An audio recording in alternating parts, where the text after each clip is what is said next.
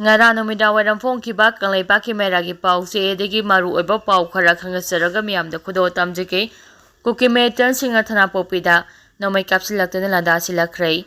ngara numida pung 8 rom taba matamda Kuki metan singna Imphal East District ke lamlai kendra gi yang popi police station gi manung chana lairiba Sati khombal amadi thana popida Nongmei kapsilaktuna landa silakhrei Kuki metan singna yang popi maning chingda lairiba uyung makong haina khangna riba mafam asidagi Kuki metan singna ahambada Nongmei ram kullom kapsilaktuna landa silakhi masigi matungda ngahak kanaraga Automatic rifles na singba sijinatuna thana popi amadi sandi khomba maitei khul animatta Nongmei kapsilakhi Nongmei kapsilakpa aduda hairiba khulsing asi ngak sembagi thabak tawriba security force kanguna miyam soktanaba section thorangi thabak lokhatpaga loinana handuna Kuki metan sigi maikeida handuna Nongmei ram khara kapki hairi haujiksu makhatana Kuki metan singna matat oina Nongmei kapsilakpagi thabak asi numidang pung 8 makhai phawba sathaki hairi Makha tarakpa paugda hospitality sector singda mahitam liba Manipur gi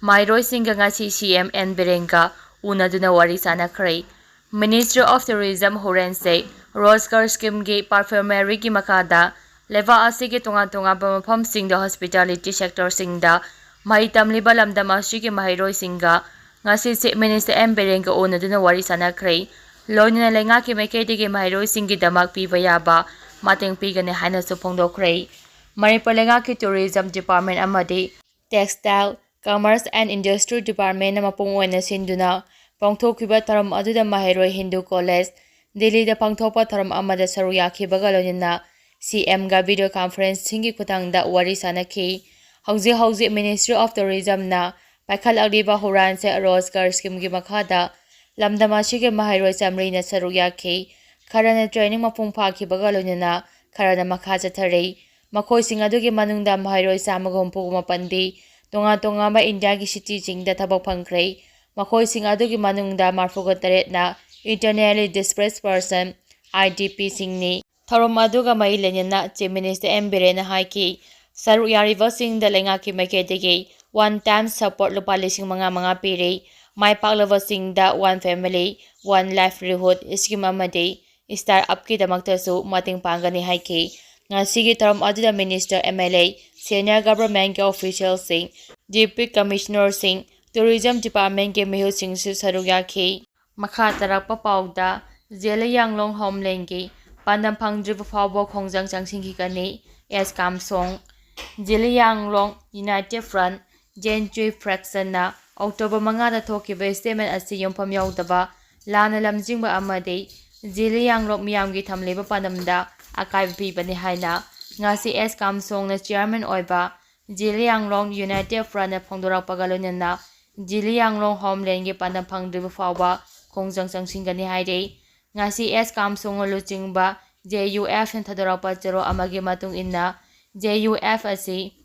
lising aniga sumna taraga mathoidagi Jili yanglok miyamgi hak ngangsanabagi panamda lengkhakhibani Haurakpadagi S Kamsang na chairman oiduna lakhibani mahaki makhada JUS na Jiri yanglok miyamgi damak thabak thorum kya pangthoktuna thamoi singna ngaktuna lakhi Raitu Chawang na chairman oiba matamda Chingwangchu amadi mahakaloina basingna Jiri yanglok miyamgi matingna talakhiba khusu khulai sing yenthopa masagi oizaba thibagi makhoi punna ZUF na tanhoki ain kana sel khongwatpa test khongwatpa amadi miyamna yadaba makhal kyagi Pambai sijinaduna lakli Jianchen fraction asina mayamgi watadana Citizen of Operation amadi India lenga amadi Manipur lenga ka haukiba kumjat lising aniga sumna kungani thoiki December kunga tereta khuyek pinaki makoina Manipur ge territorial integrity ngakane haina yanaki loinina makoiga rehabilitation center amadi ate khudong chaba sing pituna lairakibani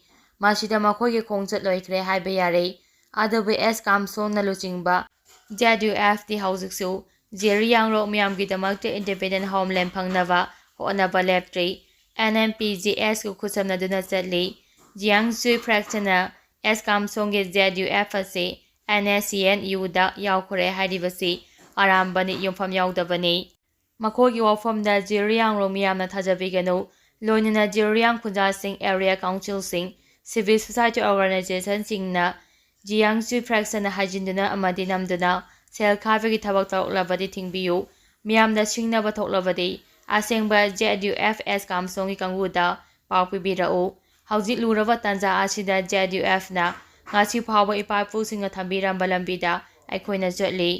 ꯖꯤꯔꯤꯌꯥꯡꯂꯣꯡ ꯍꯣꯝꯂꯦꯟꯗꯒꯤ ꯄꯥꯟꯗꯝ ꯐꯪꯗ꯭ꯔꯤꯕ ꯐꯥꯎꯕ ꯈꯣꯡꯖꯪ ꯆꯪꯁꯤꯟꯒꯅꯤ ꯍꯥꯏꯅ ꯐꯣꯡꯗꯣꯔꯛꯂꯤ꯫ ꯃꯈꯥ ꯇꯥꯔꯛꯄ ꯄꯥꯎꯗ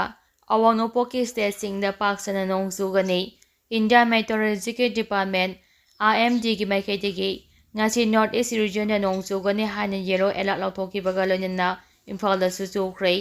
ꯉꯁꯤ ꯑꯌꯨꯛ ꯆꯨꯔꯆꯥꯟꯄꯨꯔꯗ ꯃꯌꯥꯏ ꯑꯣꯏꯔꯞꯅ ꯅꯣꯡ ꯆꯨꯈꯤꯕꯅ ꯃꯔꯝ ꯑꯣꯏꯔꯒ ꯆꯨꯔꯆꯥꯟꯄꯨꯔꯒꯤ ꯇꯣꯏꯕꯨꯡ ꯕꯖꯥꯔꯒꯤ ꯂꯝꯕꯤꯁꯤꯡ ꯇꯨꯔꯦꯜꯒꯨꯝꯅ ꯏꯁꯤꯡ ꯆꯦꯟꯗꯨꯅ ꯆꯠꯊꯣꯛ-ꯆꯠꯁꯤꯟꯗ ꯌꯥꯝꯅ ꯆꯥꯎꯅ ꯈꯨꯗꯣꯡꯆꯥꯗꯕ ꯃꯥꯌꯣꯛꯅꯍꯟꯈ꯭ꯔꯦ ꯍꯥꯏꯔꯤ꯫ ꯇꯃꯦꯡꯂꯣꯡ ꯑꯃꯗꯤ ꯅꯣꯅꯦꯗꯁꯨ ꯃꯌꯥꯏ ꯑꯣꯏꯔꯞꯅ ꯅꯣꯡ ꯆꯨꯈꯤ꯫ IMDꯒꯤ ꯔꯤꯄꯣꯔꯠꯀꯤ ꯃꯇꯨꯡ ꯏꯟꯅ ꯑꯔꯨꯅꯥꯆꯜ ꯄ꯭ꯔꯗꯦꯁꯇꯁꯨꯉꯁꯤ ꯅꯤꯅꯤ ꯍꯨꯝꯅꯤ ꯅꯣꯡ ꯆꯨꯒꯅꯤ꯫ ꯑꯁꯥꯝ ꯑꯃꯗꯤ ꯃꯦꯘꯥꯂꯌꯥꯗꯅ ꯅꯨꯃꯤꯠ ꯍꯨꯝꯅꯤ, ꯑꯗꯨꯒ ꯅꯥꯒꯥꯂꯦꯟꯗ, ꯃꯅꯤꯄꯨꯔ, ꯃꯤꯖꯣꯔꯥꯝ ꯑꯃꯗꯤ ꯇ꯭ꯔꯤꯄꯨꯔꯥꯗꯅ ꯉꯁꯤ ꯄꯥꯛ ꯁꯟꯅ ꯅꯣꯡ ꯆꯨꯒꯅꯤ ꯍꯥꯏꯔꯤ꯫ ꯃꯈꯥ ꯇꯥꯔꯛꯄ ꯄꯥꯎꯗ ꯒ꯭ꯌꯥꯁ ꯐꯪꯍꯟꯒꯅꯤ ꯍꯥꯏꯗꯨꯅ ꯔꯤꯂꯤꯐ ꯀꯦꯝꯞꯇ ꯂꯩꯔꯤꯕ ꯃꯤꯑꯣꯏ ꯀꯌꯥꯗꯒꯤ ꯁꯦꯜ ꯈꯣꯝꯒꯠꯈꯤꯕ ꯗꯤꯄꯨ ATꯅ ꯐꯒꯠꯈ꯭ꯔꯦ꯫ ꯔꯤꯂꯤꯐ ꯀꯦꯝꯞꯇ ꯂꯩꯔꯤꯕ ꯏꯆꯦ ꯏꯆꯜ ꯑꯃꯁꯨꯡ ꯑꯇꯣꯞꯄ ꯃꯤꯌꯥꯝꯗꯒꯤ ꯎꯖꯥꯂꯥ ꯁ꯭ꯀꯤꯝꯒꯤ ꯃꯈꯥꯗ ꯒ꯭ꯌꯥꯁ ꯁꯤꯂꯤꯟꯗꯔ ꯐꯪꯍꯟꯒꯅꯤ ꯍꯥꯏꯅ ꯂꯨꯄꯥ ꯂꯥꯈ 60,000ꯃꯨꯛꯀꯤ ꯁꯦꯟꯐꯝ ꯈꯣꯝꯒꯠꯈ꯭ꯔꯒ ꯃꯐꯝ ꯃꯔꯥꯡ ꯈꯪꯗꯅ ꯃꯥꯡꯈꯤꯕ ꯄꯨꯈ꯭ꯔꯝꯕꯝ ꯗꯤꯄꯨ ꯆꯍꯤ 23, ꯑꯄꯣꯛꯄ ꯄꯨꯈ꯭ꯔꯝꯕꯝ ꯏꯕꯣꯝꯆꯥ ꯁꯤꯡꯍ, ꯈꯨꯟꯗ꯭ꯔꯥꯛꯄꯝ ꯃꯌꯥꯏ ꯂꯩꯀꯥꯏ, ꯅꯍꯥꯟ ꯑꯔꯥꯝꯕꯥꯏ ꯇꯦꯡꯒꯣꯜ ꯀꯜꯆꯔꯦꯜ ꯌꯨꯅꯤꯠꯅ ꯐꯥꯔꯒ ꯑꯔꯥꯝꯕꯥꯏ ꯇꯦꯡꯒꯣꯜ ꯖꯤꯔꯤ ꯌꯨꯅꯤꯠꯇ ꯁꯤꯟꯅꯔꯛꯈ꯭ꯔꯦ꯫ ꯃꯈꯥ ꯇꯥꯕ ꯑꯣꯏꯅ ꯖꯤꯔꯤꯒꯤ ꯑꯔꯥꯝꯕꯥꯏ ꯇꯦꯡꯒꯣꯜꯅ ꯂꯣꯒꯤ ꯃꯇꯦꯡ ꯂꯧꯗꯨꯅ ꯊꯕꯛ ꯆꯠꯊꯅꯕ ꯖꯤꯔꯤ ꯄꯨꯂꯤꯁꯇ ꯁꯤꯟꯅꯈ꯭ꯔꯦ ꯍꯥꯏꯔꯤ꯫ ꯄꯟꯕ ꯌꯥꯕꯗꯤ ꯗꯤꯄꯨ ꯍꯥꯏꯔꯤꯕ ꯃꯤꯁꯛ ꯑꯁꯤ ꯑꯔꯥꯝꯕꯥꯏ ꯇꯦꯡꯒꯣꯜ ꯍꯦꯗ ꯖꯦꯅꯔꯦꯜ ꯍꯦꯗꯀ꯭ꯋꯥꯔꯇꯔ ꯑꯃꯁꯨꯡ ꯑꯔꯥꯝꯕꯥꯏ ꯇꯦꯡꯒꯣꯜꯒꯤ ꯌꯨꯅꯤꯠ ꯑꯌꯥꯝꯕꯅꯁꯨ ꯍꯥꯟꯅꯗꯒꯤ ꯍꯧꯅ ꯃꯍꯥꯛꯄꯨ ꯊꯤꯗꯨꯅ ꯂꯥꯛꯈꯤꯕꯅꯤ꯫ ꯌꯥꯝꯅ ꯍꯩꯁꯤꯡꯅ ꯂꯣꯠꯈꯤꯕꯅꯤ ꯍꯥꯏꯔꯤ꯫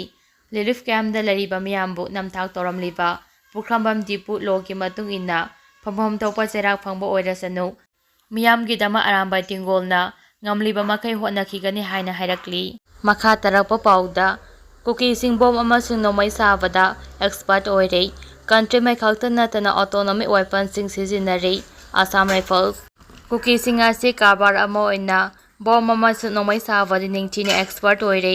ꯏꯔꯥꯡ ꯊꯣꯛꯇ꯭ꯔꯤꯉꯩ ꯃꯇꯝꯗꯒꯤ ꯕꯦꯂꯤꯗ ꯕꯦꯖ ꯇꯧꯕ ꯃꯩꯇꯩ ꯏꯟꯁꯦꯟꯁ ꯒ꯭ꯔꯨꯞꯁꯤꯡꯗ ꯅꯣꯡꯃꯩ ꯁꯄ꯭ꯂꯥꯏ ꯇꯧꯔꯝꯈꯤ ꯍꯥꯏꯅ ꯇꯦꯡꯅꯧꯄꯜꯗ ꯄꯣꯁꯇꯤꯡ ꯇꯥꯕ ꯑꯁꯥꯝ ꯔꯥꯏꯐꯜꯁꯀꯤ ꯑꯣꯐꯤꯁꯥꯔ ꯑꯃꯒꯤ ꯄꯥꯎꯗ ꯌꯨꯝꯐꯝ ꯑꯣꯏꯔꯒ ꯗꯦꯛꯀꯥꯟ ꯍꯦꯔꯥꯜꯗꯅ ꯔꯤꯄꯣꯔꯠ ꯇꯧꯔꯤ꯫ ꯑꯁꯥꯝ ꯔꯥꯏꯐꯜꯁꯀꯤ ꯑꯣꯐꯤꯁꯥꯔ ꯑꯃꯅ ꯃꯈꯥ ꯇꯥꯅ ꯍꯥꯏꯈꯤꯕꯗ ꯀꯨꯀꯤꯁꯤꯡꯅ ꯃꯩꯇꯩ ꯑꯦꯖꯦꯟꯠꯁꯤꯡꯗ ꯁꯄ꯭ꯂꯥꯏ ꯇꯧꯔꯝꯕ ꯈꯨꯠꯂꯥꯏꯁꯤꯡ ꯑꯗꯨ ꯉꯁꯤꯗꯤ ꯃꯩꯇꯩꯁꯤꯡꯒꯤ ꯃꯊꯛꯇ ꯑꯦꯇꯦꯛ ꯇꯧꯕꯗ ꯁꯤꯖꯤꯟꯅꯔꯤ꯫ ꯀꯨꯀꯤꯁꯤꯡꯗꯒꯤ ꯀꯟꯇ꯭ꯔꯤꯃꯩ ꯈꯨꯠꯂꯥꯏ ꯀꯌꯥ ꯐꯒꯠꯄꯗ ꯅꯠꯇꯅ ꯑꯐꯕ ꯃꯈꯜꯒꯤ ꯑꯣꯇꯣꯅꯣꯃꯤꯛ ꯋꯦꯄꯟ ꯀꯌꯥ ꯑꯃꯁꯨ ꯐꯒꯠꯂꯤ꯫ ꯀꯨꯀꯤꯁꯤꯡꯅ ꯁꯥꯕ ꯈꯨꯠꯂꯥꯏ ꯀꯌꯥ ꯑꯃ ꯁꯤꯖꯤꯟꯅꯔꯛꯄ ꯑꯁꯤꯅꯁꯨ ꯁ꯭ꯇꯦꯠ ꯑꯁꯤꯗ ꯎꯪꯈꯠꯅꯔꯛꯄꯒꯤ ꯆꯥꯡ ꯑꯁꯤ ꯍꯦꯟꯒꯠꯂꯛꯈꯤꯕꯅꯤ꯫ ꯑꯗꯨꯕꯨ ꯀꯨꯀꯤꯁꯤꯡꯗ ꯑꯐꯕ ꯃꯈꯜꯒꯤ ꯈꯨꯠꯂꯥꯏꯁꯤꯡ ꯀꯅꯥꯅ ꯁꯄ꯭ꯂꯥꯏ ꯇꯧꯕꯅꯣ ꯍꯥꯏꯕꯁꯤꯗꯤ ꯆꯨꯔꯆꯥꯟꯄꯨꯔ ꯗꯤꯁꯇ꯭ꯔꯤꯛꯀꯤ ꯃꯅꯨꯡ ꯆꯟꯕ ꯕꯤꯁꯅꯨꯄꯨꯔ ꯗꯤꯁꯇ꯭ꯔꯤꯛꯀ ꯂꯣꯟꯅꯕ ꯃꯣꯏꯕꯝ ꯚꯤꯂꯦꯖꯀꯤ ꯕꯡꯀꯔ ꯑꯃꯗ ꯅꯣꯡꯃꯩ ꯄꯥꯏꯗꯨꯅ ꯗ꯭ꯌꯨꯇꯤ ꯇꯥꯔꯝꯕ ꯃꯁꯥꯒꯤ ꯆꯍꯤ 22ꯔꯣꯝ ꯁꯨꯔꯕ ꯑꯜꯕꯥꯔꯠ ꯀꯧꯕ ꯃꯍꯩꯔꯣꯏ ꯑꯃꯅ ꯍꯥꯏꯈꯤꯕꯗ ꯀꯨꯀꯤꯁꯤꯡꯅ ꯁꯥꯔꯤꯕ ꯄꯣꯝꯄꯤ ꯒꯟ ꯑꯁꯤ ꯃꯩꯇꯩꯒꯤ ꯑꯦꯇꯦꯛꯁꯤꯡꯗꯒꯤ ꯉꯥꯛꯊꯣꯛꯄꯗ ꯑꯆꯧꯕ ꯃꯇꯦꯡ ꯑꯣꯏꯔꯤ꯫ ꯄꯣꯝꯄꯤ ꯒꯟꯁꯤꯡ ꯑꯁꯤ ꯀꯤꯂꯣꯃꯤꯇꯔ 3 ꯐꯥꯎꯕ ꯀꯥꯞꯄ ꯌꯥꯏ꯫ ꯄꯣꯝꯄꯤ ꯑꯁꯤ ꯌꯣꯠꯀꯤ ꯄꯥꯏꯞꯇ ꯒꯟ ꯄꯥꯎꯗꯔ ꯑꯃꯁꯨꯡ ꯑꯦꯄ꯭ꯔꯣꯄꯥꯏꯁꯤꯞ ꯍꯥꯞꯆꯤꯜꯂꯒ ꯁꯦꯝꯕꯅꯤ꯫ ꯄꯣꯝꯄꯤ ꯒꯟꯁꯤꯡ ꯁꯥꯕꯒꯤ ꯆꯥꯡ ꯑꯁꯤ ꯃꯁꯤꯗ ꯍꯥꯞꯂꯤꯕ ꯒꯟ ꯄꯥꯎꯗꯔ ꯑꯗꯨꯒꯤ ꯃꯇꯨꯡ ꯏꯜꯂꯤ ꯍꯥꯏꯔꯤ꯫